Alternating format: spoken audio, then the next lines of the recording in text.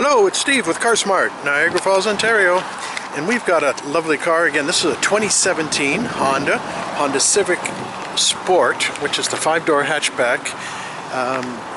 Again, this is a real nice car, well equipped. Now there is one trim level below this in the base, what's called the LX, and then there's also a touring model above this that has the leather, but this is the in the middle, and it also has the optional safety sense package. So again, this has all the safety goodies on it. Currently it's sitting at 79,583 kilometers. 2-owner history, both in Ontario. It's well tired with top-of-the-line Continental all-season sport radials. You can see the windows have been tinted. It has 2 sets of floor mats.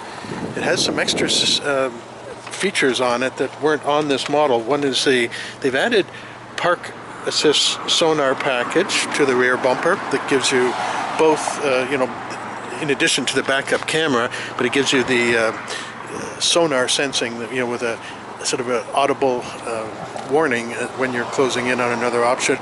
The corner ones also give you what they call rear cross traffic assist and blind spot monitoring. So there's little sensors inside here that illuminate, and again, kind of really gives it the full safety package, much like the touring model would have had. Again, minus the leather interior. Up front, you'll see again projector beam headlights. We've got fog lights down below.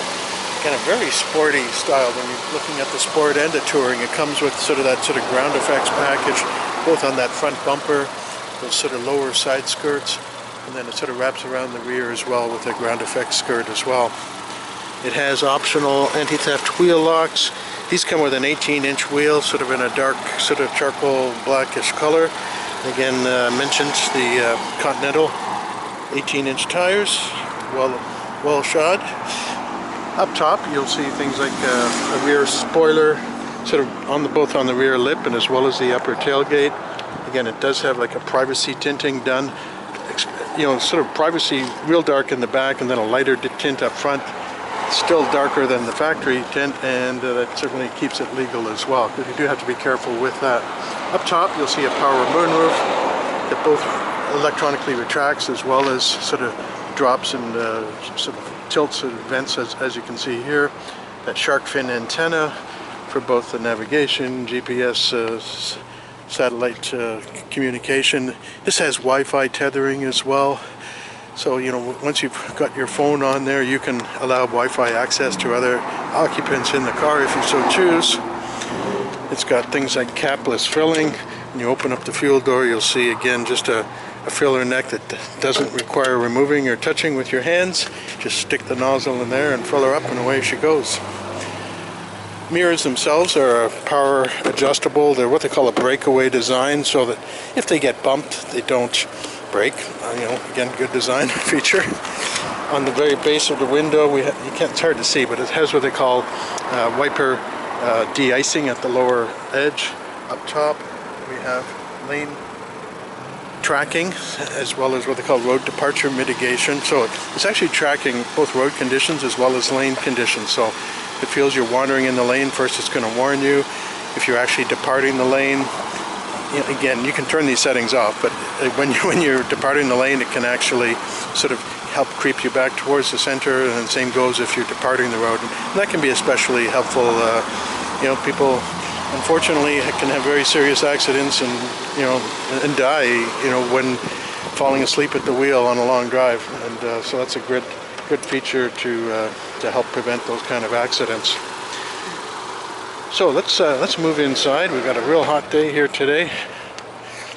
So we need some air conditioning. Now this is, I should point out, these have what they call an intelligent or smart key system. So as you approach the car, just sort of touch that door handle, push that little button, they automatically unlock. Power windows, they have auto up, auto down on both driver and passenger front side. Safety lockout of the windows, power door locks, power mirrors. 8-speaker audio, you'll see little dome tweeters up top, larger coaxial speakers down below, nice big pockets, tall sort of water bottle, tall can storage, premium cloth upholstery. We'll get into the airbags in a moment, but we have height adjustable seats, heated seats as well, tilt and telescopic steering wheel. See, it is quite hot here. Let me just turn the fan down a touch here so we can hear what we're talking about. There we go. So let's start over on the side here. You'll see a number of controls. Awkward sun angle here. Let me shade that so you can see it better. But number one is that upper switch on the upper left that says off with a little arrow. That turns off the they call the active braking system. So this has active sensors. It's a radar sensor in the front bumper along with that lane tracking camera that work in conjunction to sort of predict and sort of see if there's a potential accident about to happen. And that could be with another vehicle, it could be a pedestrian, cyclist, an animal darting out in front of the road. Lots of different things that could get picked up by that. And it actually has active, what they call collision mitigation braking. So it'll actually start applying the brakes perhaps before you do if you're not totally on the ball or not paying attention like we should. Also, again, this is where you would turn off or turn on that lane departure mitigation. And then this button up here is for the traction control as well as vehicle stability assist or VSA in the Honda world. So that's a combination of all-speed traction control. If it senses any wheel spin, it will start reducing engine power and then even applying anti-lock brakes individually to the drive wheels to allow it to sort of gain traction, hook up, and get you going again. You can turn that system off if you so choose. We have tilt and telescopic steering wheel on the underside of here. We have a leather-wrapped steering wheel as well up top. Heated seats. We'll get into that in a moment. Now, it's an automatic transmission with the paddle shifters. Okay, so you can actually manually sort of simulate gear shifts, even though there's no clutch, but with the automatic transmission to give it a sportier ride. But there can be certain driving situations where things like engine braking, like downshifting, allows the engine and transmission to brake the car as opposed to applying brakes. In very slippery conditions, that can be helpful to avoid loss of control. Down below, you will see real sporty pedals. These have an aluminum pedal with this little sort of soft rubber grippies on them, so again, gives you good traction. Also down below there, while we're here, is of course a hood release for the front. Now, headlight controls are up top here. Of course, we have an automatic mode. I've got them manually turned on, and of course this is our fog lights on and off here. On the opposite stock, we have all our wiper washers for both rear wiper washer, which has an intermittent setting, as well as the front wipers. Now, you notice this little raindrops on the intermittent cycle. This has a rain sensing system as well. That's again up in that sort of upper glass where that lane tracking system is, that reads precipitation hitting it. It'll actually speed up and slow down the pulses based on the amount of rainfall or snow or other items that might be hitting that little sensor. Moving along, we have, of course, airbags in the front and also on the side. These are what they call dual stage, these two front airbags. So these will deploy at both a lower or higher threshold based on the amount of impact energy. Coupled to that, we do also have side impact airbags, or curtain airbags, that extend up over both front and then back windows, and then those side impact airbags within the seats. And Honda have actually developed a more intelligent frontal airbag as well as side airbags that are what they call venting, or smart venting. And this helps prevent overinflation and even burns, because airbags, when they deploy, there's a lot of heat generated. So they're, again, designed to really maintain and ensure the best passenger or driver protection. Where else are we here? So lots of controls on the steering column itself. We've got volume controls with this little slide here, and this has sort of haptic control. If you just sort of brush your finger over it and slide it, it actually will adjust your temperature, but it does have a little click item on it, so you can control it that way as well. Then you've got a sort of a multifunction controller here for the various controls within the multimedia system. A little page button here. This allows us to sort of to go through a number of different sections. Things like your engine setups, your music or media playing, your phone. Okay, you can switch from kilometer to mile per hour on the thing. your fuel levels, etc. Then if I sort of push this little enter button in the middle, then you can sort of go within that menu. And you know, for example, on the trip computer, it's going to do things like giving you the range until next fill up recommended. You know, your average fuel economy over your trip. Other things you can see while we're here, of course, is your P, just indicating your park position of your transmission. Engine speed, of course, that dial is what they call a tachometer, so that's reading the engine speed. So it's sitting right at 750 RPM, sort of a resting idle, which is ideal. That's where you want it. And then you've got a sort of a real-time fuel guide. So as you're driving, that little slide control on the bottom will move. These got very good fuel economy. These are rated down in the sort of 6 liter per 100 kilometer range out on the highway. So very, very good fuel economy. Other features you have here are outside ambient temperature, of course your odometer, digital clock. Over on the very right side we see the, of course, fuel gauge. The little green light up at top is just a low beam indicator. We've got our trip odometer reset button here. Pretty straightforward. Engine temperature gauge, that's a seatbelt warning light up top there. Now these are a smart key system for both entry as well as start stop. So you'll see actually both the keys sitting here. These are the type of keys that you can just leave in your pocket or your purse as you approach the car. Once you're in the car, again, you just put your foot on the brake and hit that start stop button. Stopping is the same thing, just hit the button once and down it goes.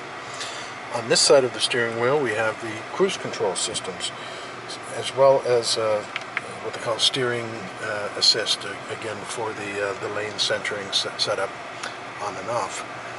Cruise control is an active or what's often called a radar or adaptive cruise control. Many names for it with different manufacturers, but effectively they all do the same thing. There's a radar sensor in the front that also was giving us that sort of safety, you know, collision mitigation braking. Also was tracking the vehicle ahead of you, and this is really designed for highway use, not in the city.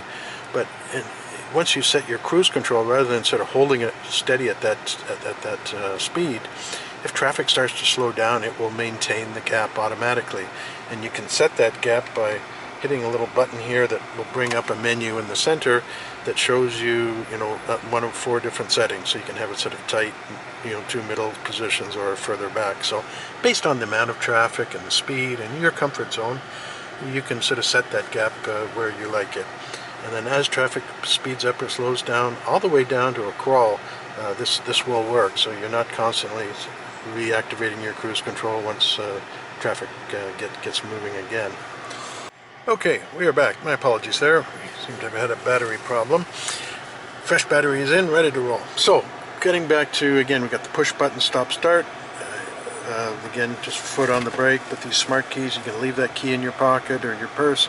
Just hit that start stop button, up it goes. Up top here, of course, you've got hazard lights. Of course, individual vents all across the dash. The outboard ones have the individual flow control on it. Up top here, we talked earlier about blind spot assist. You can see those little sort of pea-sized markers, as well as a marker up on the top there that reads your distance as you're backing up. Let me just put it into reverse and you'll get an idea what I'm referring to there. So as we move towards a vehicle, you can see again that little marker there lighting up, telling you that we're sort of like 0.9 of a meter from sort of touching. So that, in addition to your backup camera, which let's go to back to reverse again, you'll see your backup camera here. Now the yellow line is what they call a sort of active sort of parking guidelines. I'm turning the steering wheel here and you can see the curve of that moving, and that's telling you where your car is going to basically steer into. So if you try to negotiate into a parking spot, it gives you that extra assist. Down below here you'll see 3 different camera options. One, again, these aren't really tow vehicles, but say you had a light-duty trailer hitch installed. This sort of gives you a top-down view, so you can sort of line up to a trailer hitch as you're backing up. The central one is sort of your standard backup camera and standard view, and then the other is a wide-angle view, which gives you a wider field of vision. I much prefer the middle one.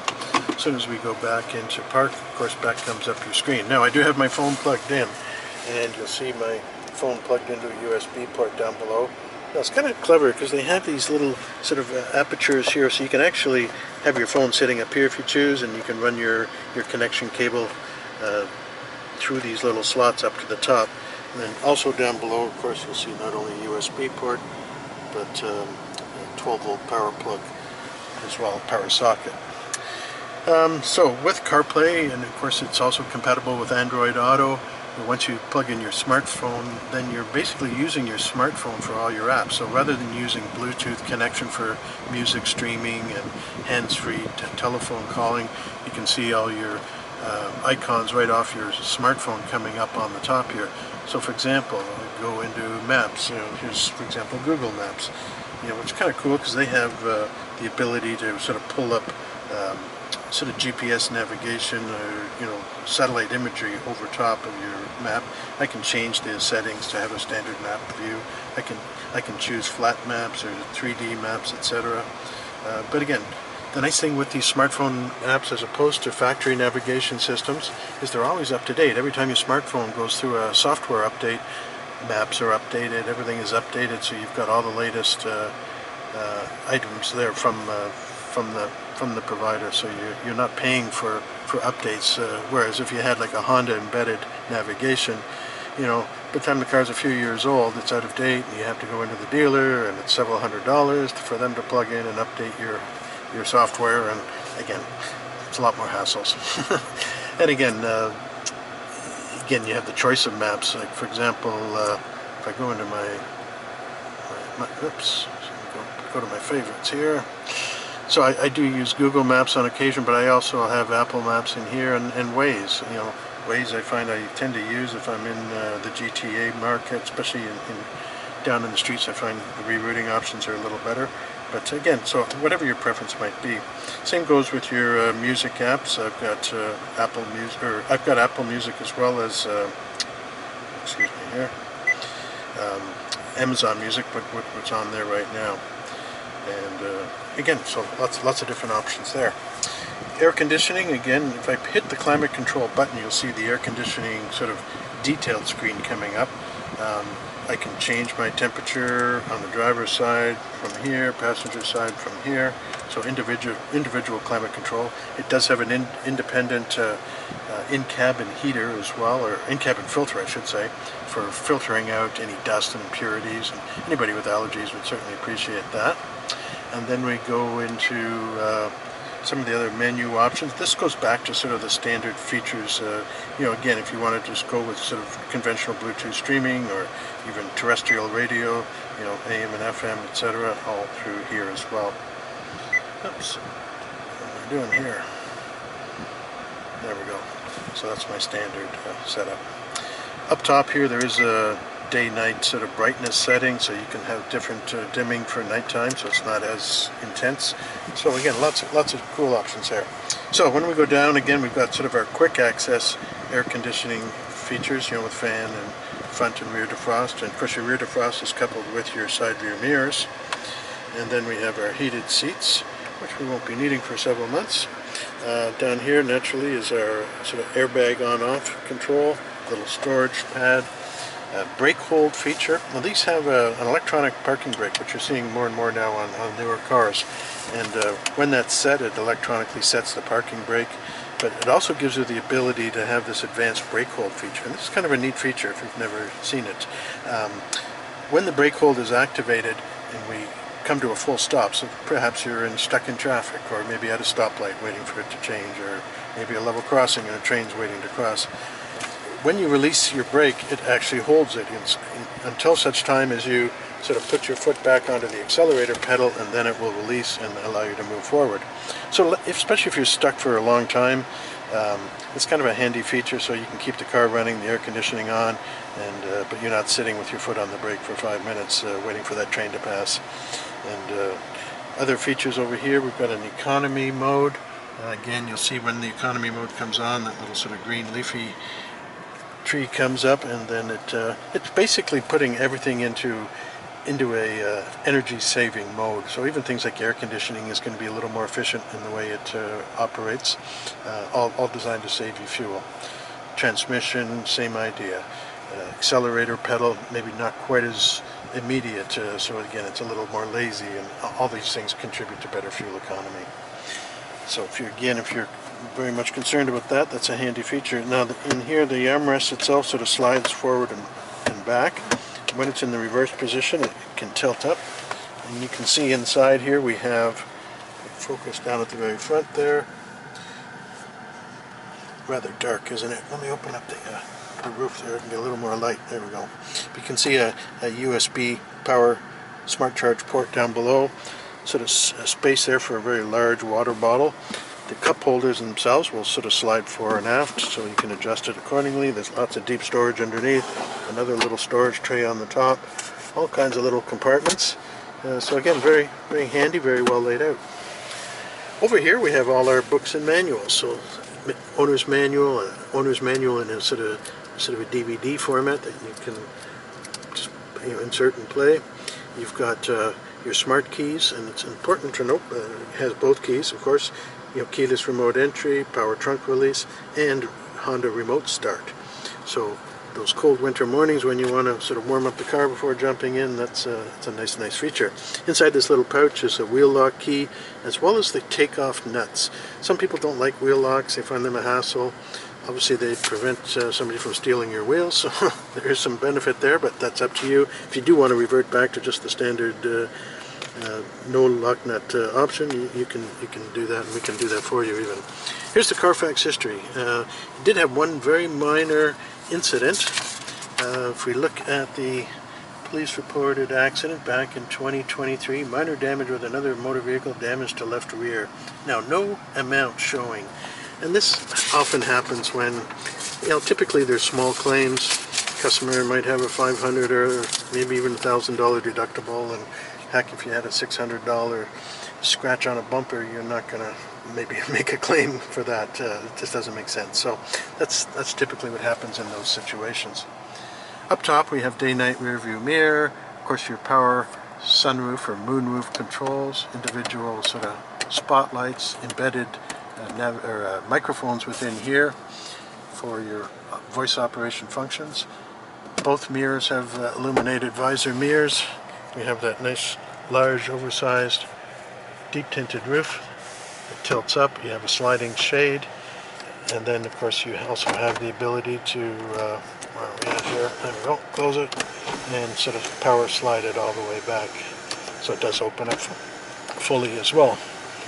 On a hot day, that shade is nice because it helps keep it cooler inside. Seats themselves, again, nice sporty seats. Again, lots of side bolster, good support. You have height adjustable belts there on that middle pillar, often called the B pillar. And those seat belts themselves also have what they call collision pretensioning, and the pretensioners will tighten the belts really within milliseconds of sensing a serious accident. It's all linked to the airbag system to trigger those.